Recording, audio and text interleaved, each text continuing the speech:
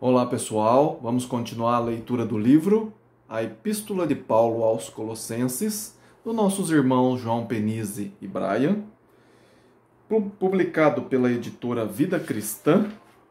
Estamos no capítulo 13, já fiz um vídeo a respeito disso, que está falando sobre o lar cristão, que corresponde a Colossenses 3, de 18 até o capítulo 4, versículo 1. E a continuação diz o seguinte: depois de estudarmos os princípios básicos que governam o lar cristão, vejamos os deveres que orientam o cristão em seu trabalho. No Império Romano, o sistema econômico estava fundamentado na escravidão. De acordo com alguns cálculos, metade da população era escravizada. Deus, em sua sabedoria, planejou que o Evangelho eliminasse a escravidão, não por proibição ou por força, mas pela mudança dos corações humanos. Encontramos, portanto, no Novo Testamento, certos princípios que orientavam os escravos cristãos e os senhores cristãos. À medida que o poder do Evangelho trabalhava, revelava a natureza cruel e desumana do sistema escravista. Hoje, graças ao amor e à igualdade ensinados no Evangelho de Cristo, existe um sistema econômico diferente. Porém, os princípios que ensinavam aos escravos e aos senhores como estabelecer um bom relacionamento servem também para orientar os empregados e os empregadores para a paz, para a produtividade, para o progresso e para a satisfação pessoal. Um servo, empregado ou funcionário cumpre sua parte quando obedece em tudo o patrão. Versículo 22. Novamente, como no versículo 20, a palavra obedecer é baseada na ideia de ouvir bem e executar os desejos do patrão. Se o empregado cumpre fielmente várias tarefas, mas recusa-se obstinadamente a cumprir uma delas, que seja, pode arruinar completamente o relacionamento e a influência cristã. O servo cristão é incentivado pelo cristianismo a obedecer não apenas em partes, mas em tudo. A qualidade do serviço prestado pelo cristão também é mencionada. No versículo 22, lemos, abre aspas, não apenas sob vigilância, fecha aspas, e, abre aspas, em singeleza de coração, fecha aspas. E no versículo 23, abre aspas, de todo o coração, fecha aspas. Essas três frases descrevem a qualidade do serviço do empregado cristão. Muitas pessoas trabalham bem só quando o patrão as está observando. Fazem o mínimo necessário sem nenhum interesse verdadeiro em realizar um bom serviço. Quando o patrão está vigiando, sente-se motivado e demonstra diligência, mas em sua ausência são preguiçosos. O homem nascido de novo em Cristo não fica satisfeito com um serviço superficial. Para agradar a Cristo, que vê tudo, ele trabalha bem.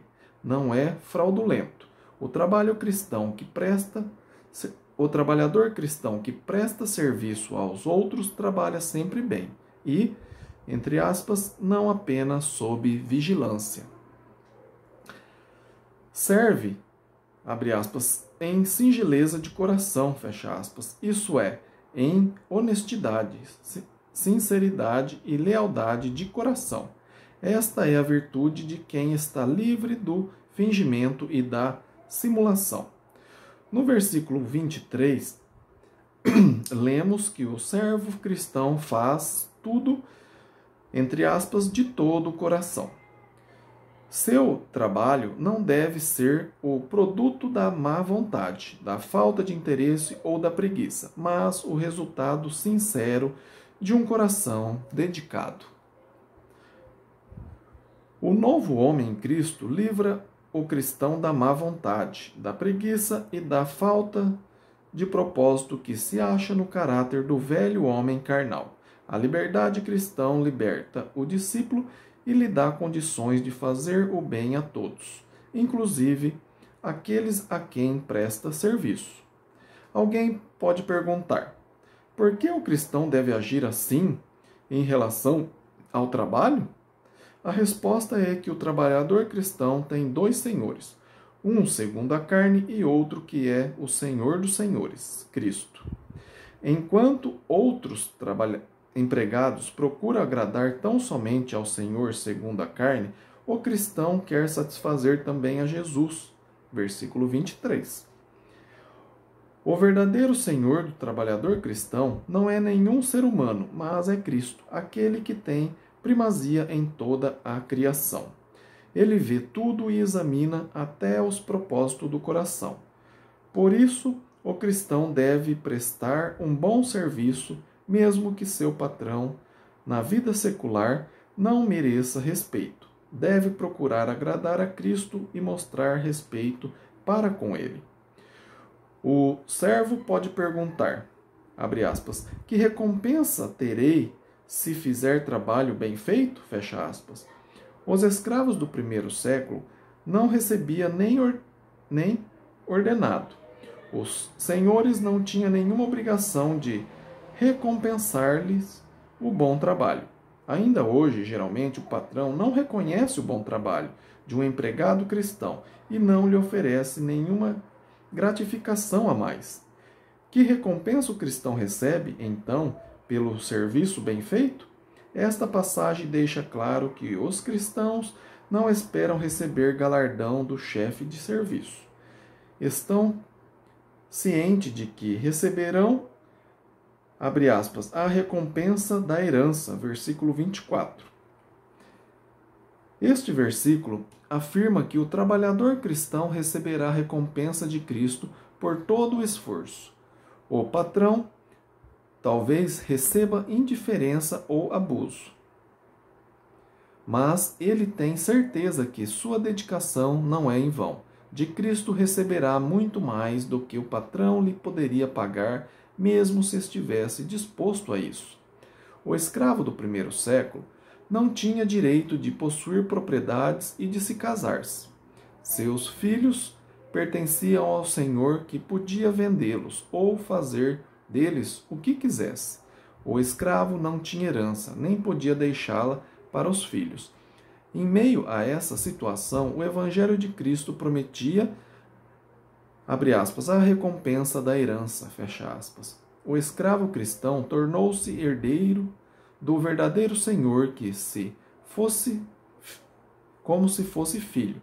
Sem dúvida, Paulo falava sobre a esperança, abre aspas, preservada nos céus, fecha aspas, mencionada em capítulo 1, versículo 4, sobre, abre aspas, as coisas lá do alto, fecha aspas, em capítulo 3, 1, e sobre a glória qual os servos de Cristo serão manifestados quando Jesus voltar. Há uma herança prometida, portanto, ao trabalhador cristão que obedece em tudo ao patrão e que trabalha com diligência.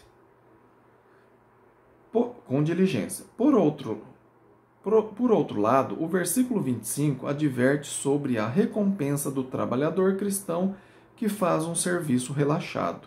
A injustiça citada no versículo é a desobediência à vontade do patrão ou um serviço mal feito. Devemos notar que o juízo pronunciado contra a injustiça é tão certa quanto a herança prometida para a fidelidade. O versículo 25 termina dizendo, abre aspas, e nisso não há acepção de pessoas, fecha aspas. Estas palavras significam que o Senhor Jesus Cristo recompensará severamente a pessoa que pratica injustiça, quem quer que seja. Em capítulo 4, versículo 1, notamos que os senhores também têm a responsabilidade de agir com justiça em relação aos servos, escravos ou senhor, empregados ou empregador, trabalhador ou patrão. Deus não faz acepção de pessoas. Ele não favorece o escravo injusto, simplesmente porque este sofre muito, nem o Senhor simplesmente porque é livre e mais rico.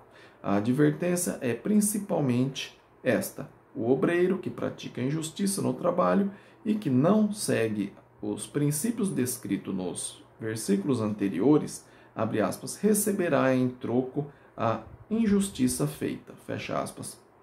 Porque Cristo, a quem ele serve, não deixará escapar nenhum servo mal feito, nenhum serviço mal feito. Notemos agora os deveres dos senhores, daqueles que têm a responsabilidade de chefiar os trabalhadores. Em capítulo 4, versículo 1, lemos que os senhores devem tratar, abre aspas, com justiça e com equidade, fecha aspas, aos que prestam serviços. Justiça é a virtude de dar a cada um o que lhe pertence.